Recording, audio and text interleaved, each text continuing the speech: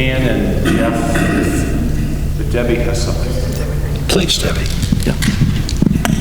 Deb Johnson.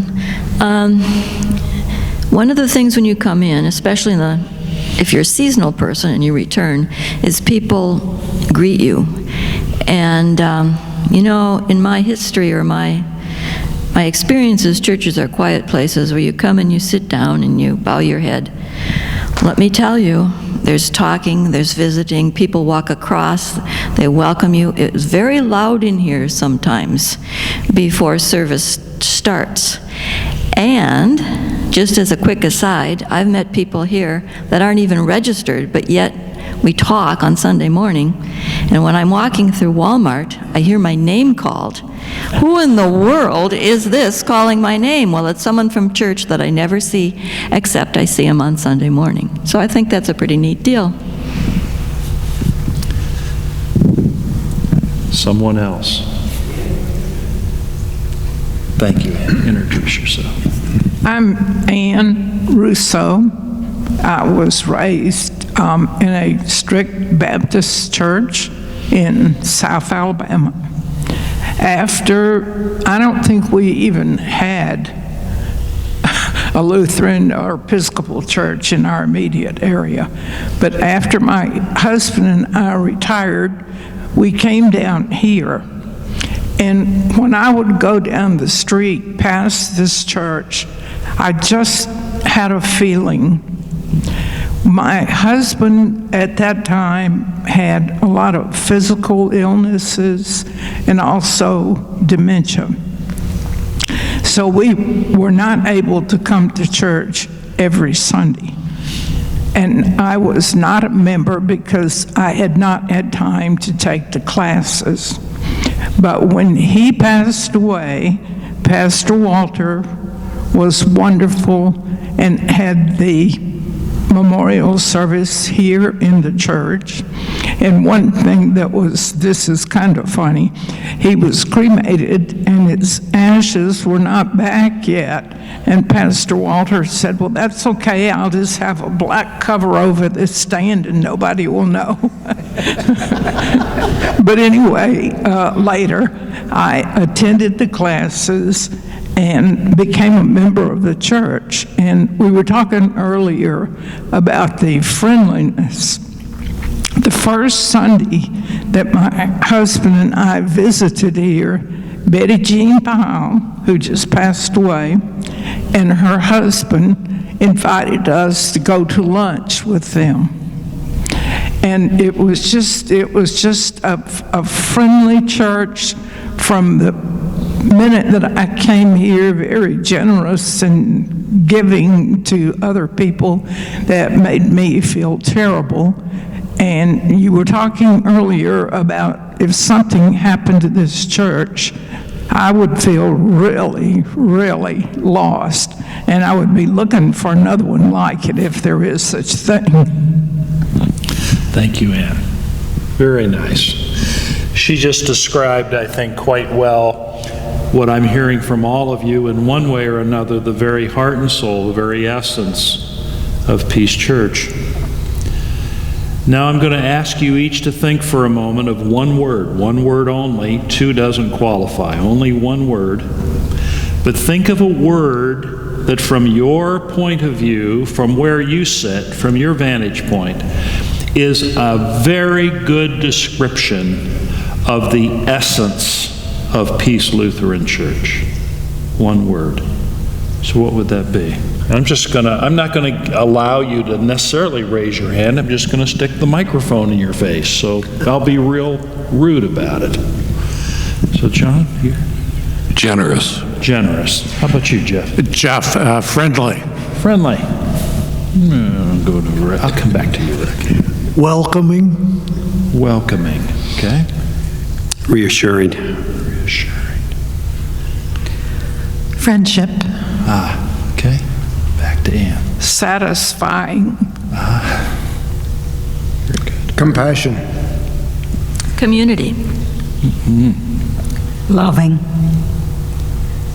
Joy. Gospel. Fulfilling.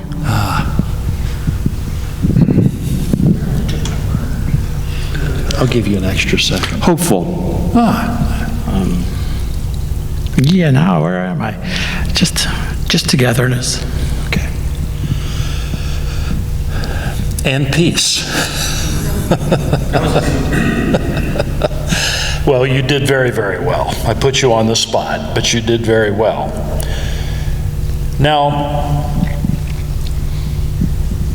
what if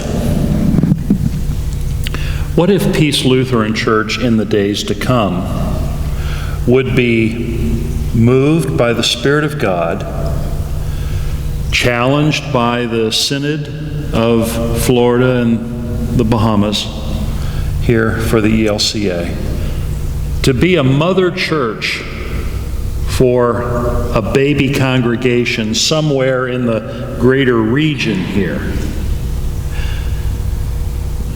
And being a mother church, you would be there to nurture this new congregation, to encourage it, to help it, provide for it, maybe let it live in your basement. That's a joke. But if the church was to do that, what would be the values, the core values that you see so evident, you feel them in this church? You see them illustrated regularly, you feel it, it's satisfying to you, it's meaningful to you, it motivates you. What are those values that you would want as the mother church to implant in that baby church that would start at Babcock Ranch or wherever it might be around here? What would be some of those values? I'd like to hear from a number of you on that. What would you say? I'm going to just be the microphone holder, and Jeff, give us an idea. Good people. Good people. So how could Peace Lutheran Church try to foster that, do you think, in a tangible way at this new congregation? By getting people that are friendly and outgoing now, and to try to find some at the new church. All right, and to urge that. Okay, John, what would you say?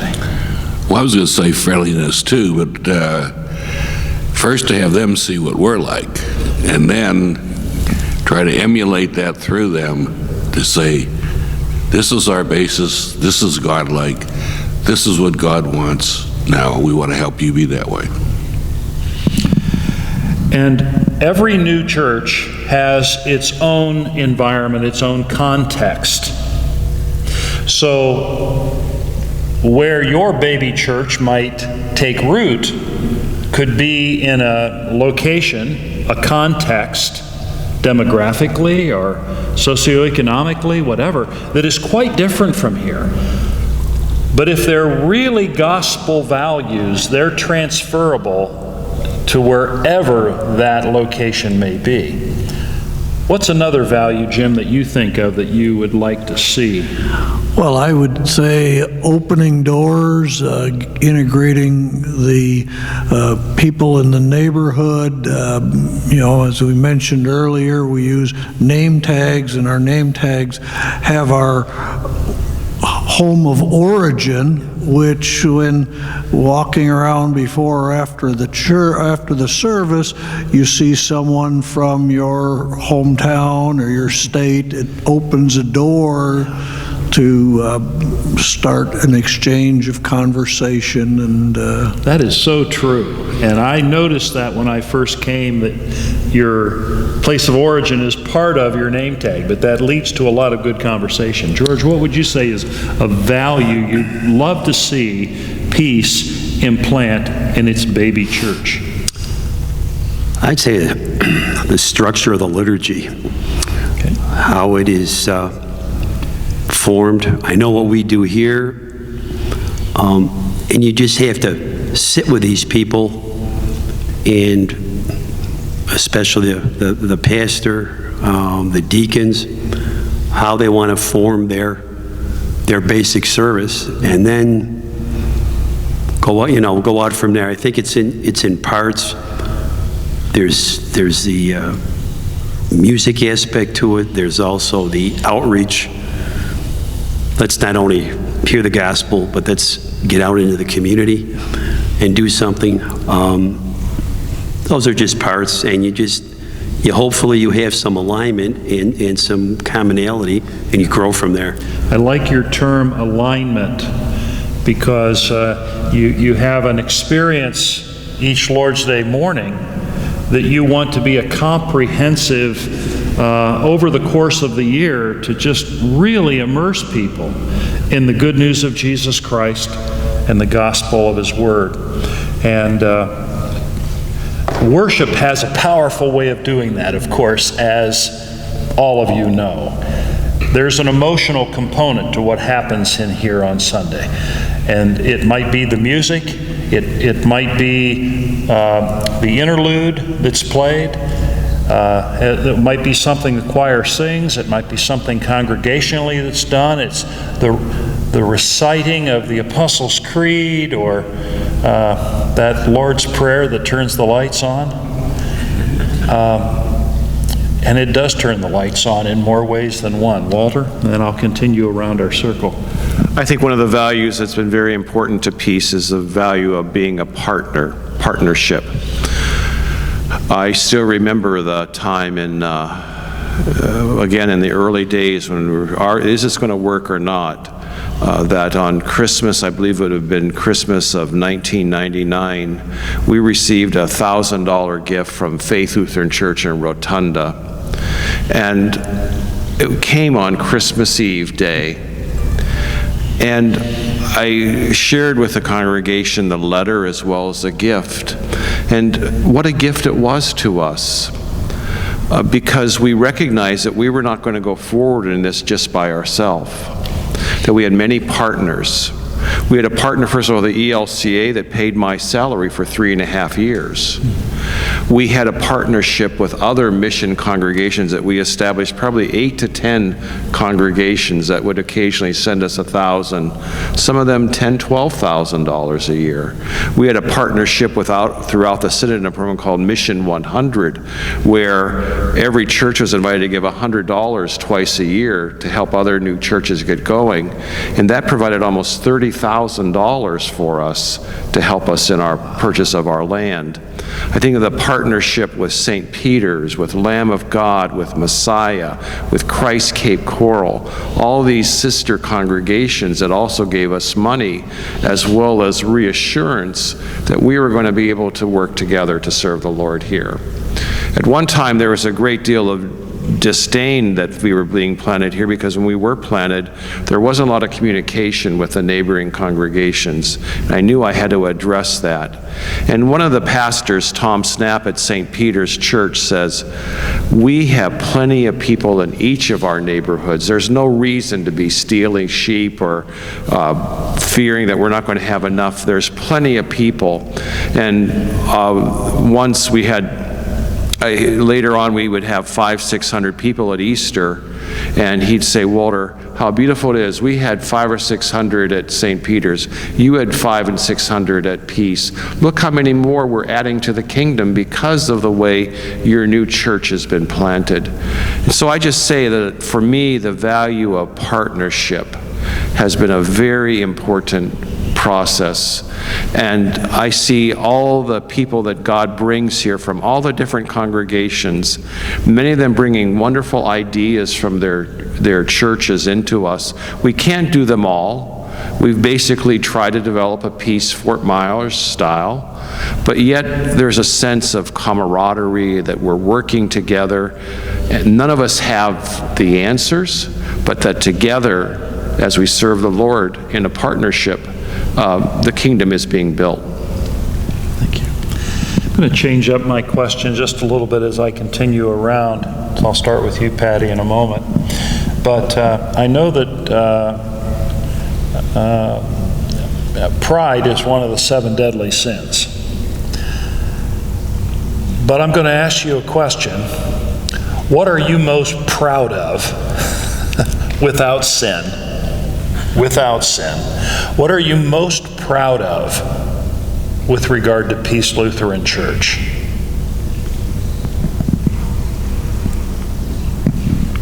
God working through me to share the good news of the Lord and the people, and to, as you were talking about setting up a new church, to give them the same values that we found here would be a wonderful experience to share.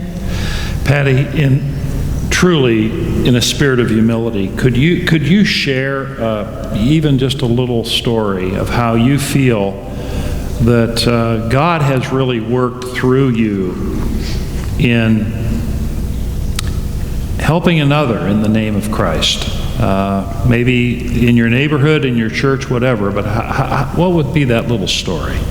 Well, Marilyn has started a ministry here called the Befrienders Group, and it's for everyone, anyone who needs an extra person to listen, just to listen. And I'm becoming a student of that this year, thanks to time, and I can finally do that ministry. But it started last year when I was at a local thrift store dropping off some things, and a woman just came up to me. She had just been for a cancer doctor and had told her that she had to go back and have another biopsy. And she just needed somebody to listen to her. And her daughter was out of town, there was no one for her to talk to, and I just happened to be there. And so I just sat there, I stood there, and we had a conversation. And at the end, I looked and I said, "May I touch you and may I pray for you?" And she said, "I knew God sent me to you for a reason." And that day, I felt so amazing that God was working through me, because she really needed somebody to talk to. And all we need to do is just to remember that it could be the cashier at a grocery store. It could be the person standing next to us in line who's very agitated, to just turn and be God at that situation. And so often I look at myself and say, what would Jesus do? And try and do that. Thank you, Patty. It's like the song, "You're the only Jesus some may ever see."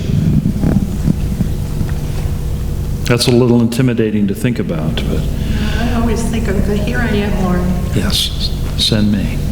Well, you gave a story that's a good illustration of a divine appointment. And praise God for that. Ann, how about you? I had something similar happen about a week ago.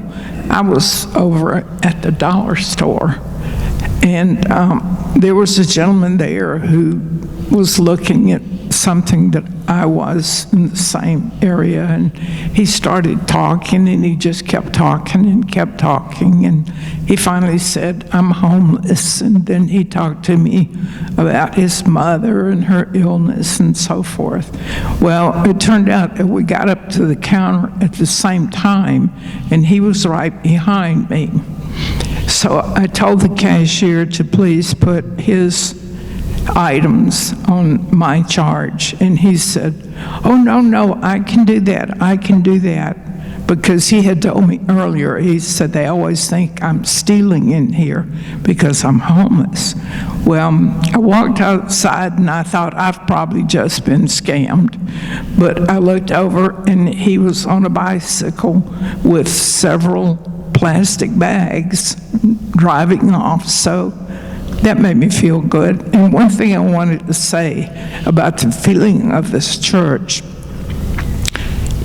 we come early on Sunday mornings, even if we aren't greeters, because I enjoy being out here and talking to people, because the church that I used to go to, you walked in, sat down, listened to the sermon, got up and left. And the social things that go on in this church, like the supper clubs and all the meetings that we have here, are wonderful in addition to the sermons. And another thing that impresses me that I've never done before in another church is when we turn and face the baptistry and read our confessions, and it brings to mind every week the things that you've done or not done. Thank you. Thank you very much. Art, back to that question of what are you most proud of when you think of your church here at Peace? You know, going back to a lot of the questions you've asked during the time, and one of them is, what would you do if Peace ceased to exist? I guess we'd find another place to worship. That would not be a problem. The thing that we would probably have a really difficult time replacing is the openness, the warmth, the greeting, and so on. I think back to what Pastor Walter says about being over at the at Mission and so on, and hearing about the purchase of property here, driving over to see the location where the property was, then watching the church being built and the enthusiasm and so on, and being over here and walking over dust and dirt and so on, coming in here, enjoying the church and saying, this is going to be our home. And so those are the kinds of things. Then the enthusiasm that was generated amongst the people who were present at the time. We were a small group, so we supported each other. We grew with each other. And I guess I'm really excited by the fact that enthusiasm, that excitement has continued to grow. And even now, people are out in the North Exton greeting people as they come in, opening doors, and the warm and welcoming atmosphere that is here, we would have a hard time replacing if we look elsewhere. Thank you, Art. Deb, from your perspective, what are you most proud of when you think of Peace? Well, there's been a lot of things mentioned that were on my mind. The other church we attend up north, their motto is powered by love. So I guess the thing that I'm most proud of is I could find some places that do all of these things, all of this outreach powered by love. That's the engine.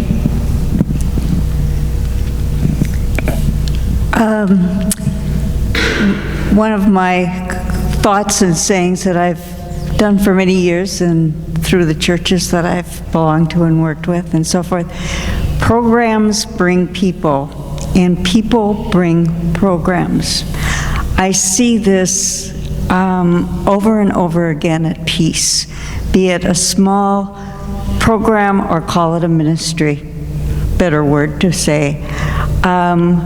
This is what this church is all about, is making sure that people can belong to something.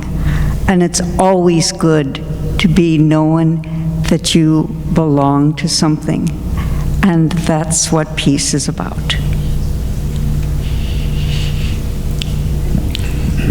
There's, I would think, seem to be very little chance of argument with the observation that the isolation that people face because of season of life, because of the nature and context of this area is a major thing. Isolation is so, it's so hurtful, it's so life-draining. And to be a church that is looking virtually every day for new ways to connect people with Christ, to connect people with the gospel, to connect people with one another is really a hallmark of this church. So you've said it over and over again. Marilyn, what are you most proud of this church?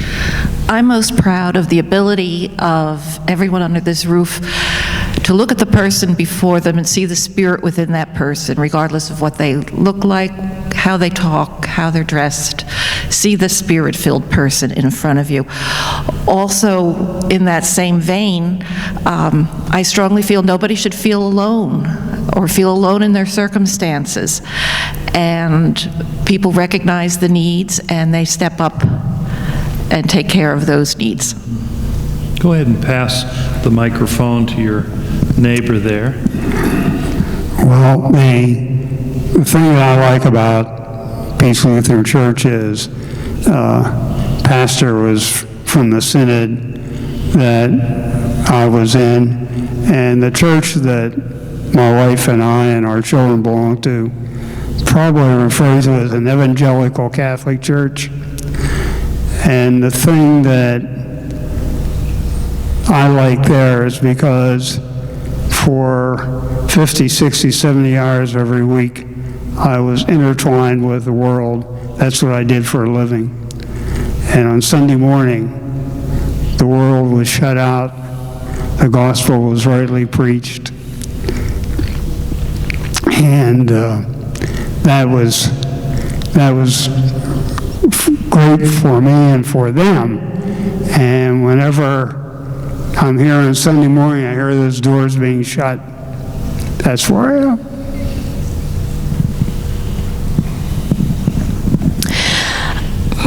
I think I'd like to be able to pass on our spirit of generosity and giving. You know, it's stewardship time. You always hear about sharing your time, your talents, and your treasures. And it's done so abundantly here in this church, in all three aspects of that. So that's what I would like to pass on.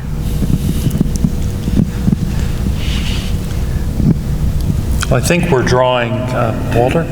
That's oh. What about this side of the room? Okay, whatever. You know, the thing that I am most proud of are the wonderful people that God has sent to us. I remember a time, one of the people that came our first Sunday was a woman named Anna Bruckmeyer. Anna pulled up in a great big huge Cadillac the day before we opened. It was a Saturday, and I was here preparing. And she said, "When is church going to be?" We're going to be, I guess we're at 9:30 at that point tomorrow, Anna. "I'm coming because I've been watching this church being built here." She lived in a condo in the neighborhood. So Anna became a part of our community. She always brought German potato salad because that was what her heritage was. Well, Anna made some friends in the church. Oftentimes we find that people that kind of sit together, they'll go out to brunch afterwards, and I see tremendous friendships develop, life-changing friendships. Well, the point came when Anna started to decline, and eventually she entered into one of the facilities in our area. And I would go visit her, and quite honestly, Anna was often pretty angry at the world, and at me too, because of her situation. As pastor, I tried to work with her on it. And the facility, I think, was going to ask her to leave because they just couldn't take care of her. One day I went, and there was one of the members of our church sitting with Anna. And she had sat there for 8 hours. I said, "This is really going beyond the expectation." She says, "Pastor Walter, this is what Christ has called me to do, and I love Anna, and I do it joyfully as a servant." So, and I've seen that many times in the hundreds of pastoral situations in hospitals, in homes and facilities, over the internet, in cards and visits. I'm just very impressed with the wonderful people that God has sent here and the way they understand that ministry isn't something that I get paid to do. I have a specific role as a pastor, but it's really to help to equip them, to let them be the servants that, as the priesthood of all believers, that they can fulfill the vocation that God has given to them. And I'm really thankful. I'm very proud of all of this congregation. And in this time of transition for me, I now view them as just like I sent my daughters and took them to college and said, "Goodbye, you're going to make your own path." I almost see that this is a time for me to say, what we've done together for 20 years has been awesome, but you're now going out in college and life. You're going to be making new relationships. You're going to be taking a new future on. And I know that these wonderful people that are filled by the Holy Spirit will do an outstanding job with the new shepherd, and he or she will lead in wonderful ways. And I'm really thankful because I love the people that God has sent to be Peace Lutheran Church. And I can't wait to hear about the stories in the future of how God keeps unfolding that mystery with all of them. So I'm very proud of you. If I may tack on to that, I've been here about 11 years, if you can believe they've put up with me that long. What I'm most proud of is what his leadership did. He set out, Pastor Walter set out, especially when we were first talking after I got here, and he mentioned it earlier, and it kind of snuck by, is that we are Peace Church in Fort Myers. And we're not the other 75 churches that are represented. We want to listen to what they bring and take what was good and see if we could work. But there was no intent to be the church in Pittsburgh. There was no intent to be the church I grew up in. It was to be Peace Church as God led Pastor Walter and then therefore us. And obviously it's worked.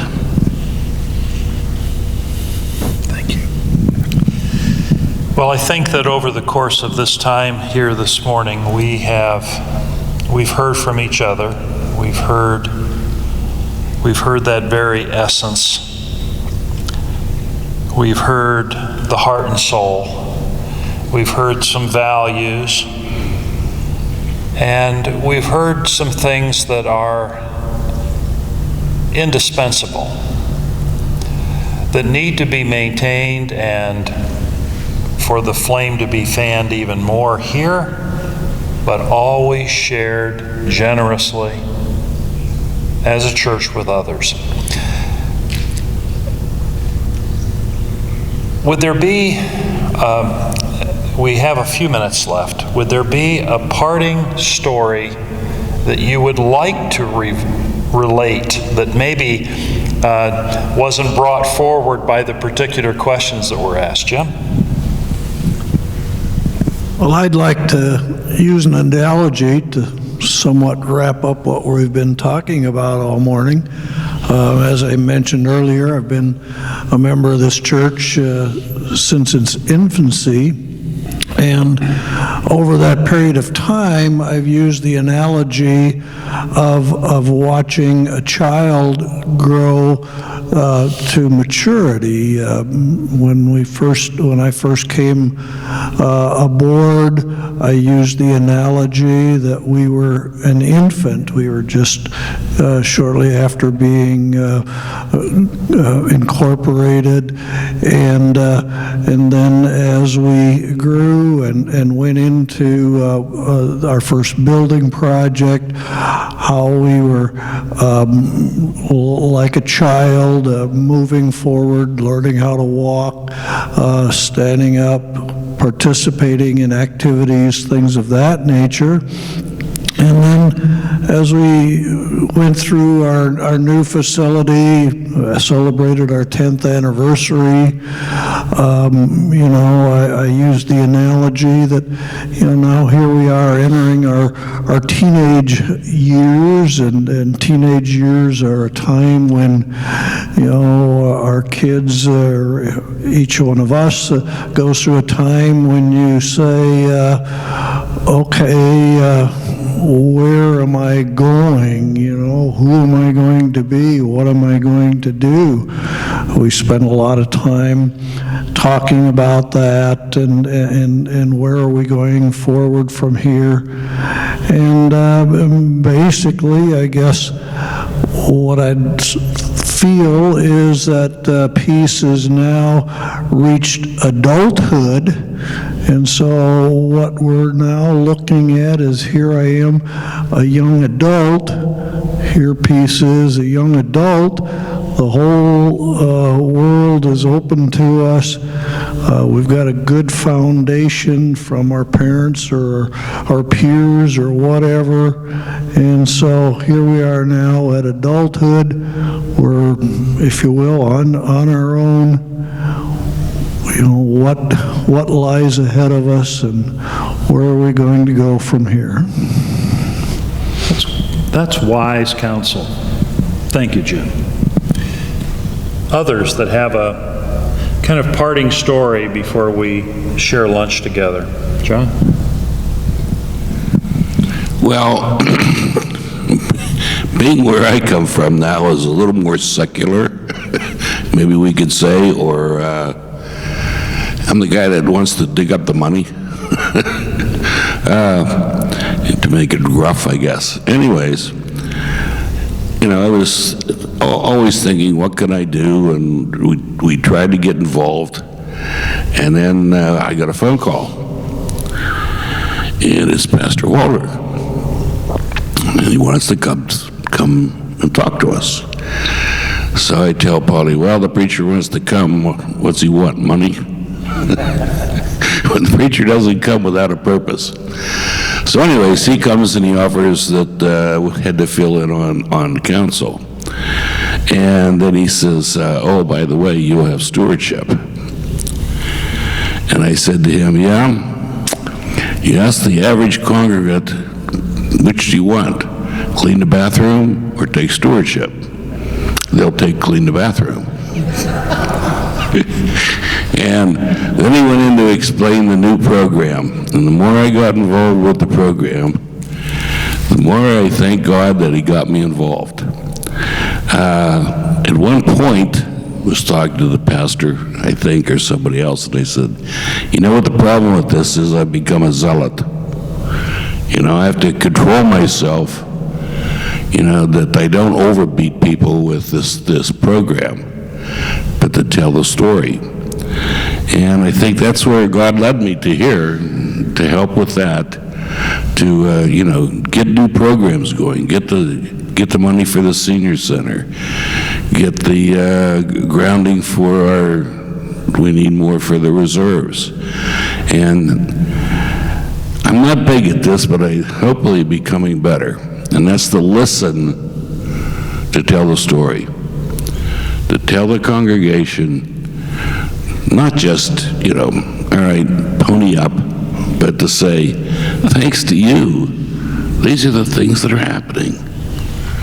You know, without you, we couldn't have Marilyn's programs.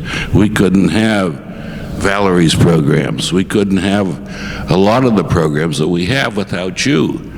And, you know, I'd like to become now a storyteller. In fact, I stole a thing that I was told about. You're going to find out Sunday. It's called offering talks. Just take 3 minutes while you're giving your glory to God, because the offering is a form of worship, that we relate to you shortly a personal story. I mean, I don't want to give it away, but I talked to the ladies at Tai Chi and the guys, and I asked, you know, if someone would come up and talk to me. Well, I started out with 2 and I got 4, and I just built people who wanted to tell me how important peace was to them. So I wanted the congregation to know, because of you and because of your contributions, and we have this program and we have everything, that these people, one of them said, I don't know what I would do. She said, there's nothing like this. It's too far to drive to find another one. So, okay, I bored you enough. Thanks. Thank you, John. Another kind of parting story that you'd like to relate? I'll say one quick thing. Please. This is not a long story, but I think it says something about our church. We have an elderly member, and someone had given her a ride to church one Sunday, but for some reason they were not here. So when church was over, she said to Pat and I, would you mind driving me home? So we said, sure. But that just goes to show you, she thinks of you like maybe a family member. I mean, she felt very comfortable in asking us that. That's not an incidental thing, that people would have that level of comfort in asking for some help, some assistance, knowing full well that they have and will in the future be happy to help others in their time of need. That kind of mutuality is beautiful. Any other parting story? We have a few minutes left.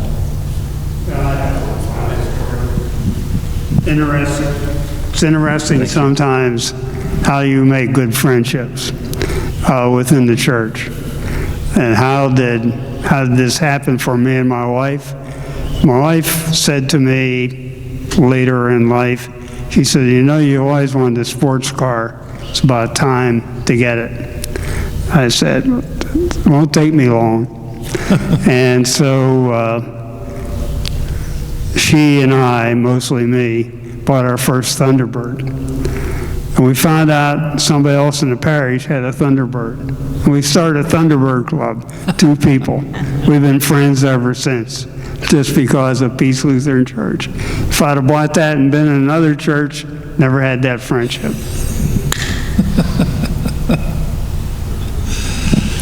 So that was your Corvette that was going off with the alarm? I'm just pulling your chain a little bit. That's all right. John, gracious. I know that there's so many stories I'd like to share, but one I think we need to just hear about is the mission to Haiti. A few years ago, we had purchased a generator for a church, and after Ken Vermillion from our church had gone over there, came back with, was it dengue fever was big then, so he was very sick, so we were very worried about him, but he still wanted to find ways to continue to help a church over in Haiti. And eventually what happened was that Brian Adams from our church, who's a contractor, pulled together a team, and about, I think, 15 people went over to Haiti and put a new roof on this church and new doors and windows. It was a very difficult project. Brian had hosted a wonderful dinner here, a fundraiser, because he's also a chef. It was just beautiful. But the thing of it is that Haiti experienced a hurricane, and we learned afterwards that that church, because of the way that Brian had seen that the roof had been constructed, became the refuge center for that village. Wow. It was the only place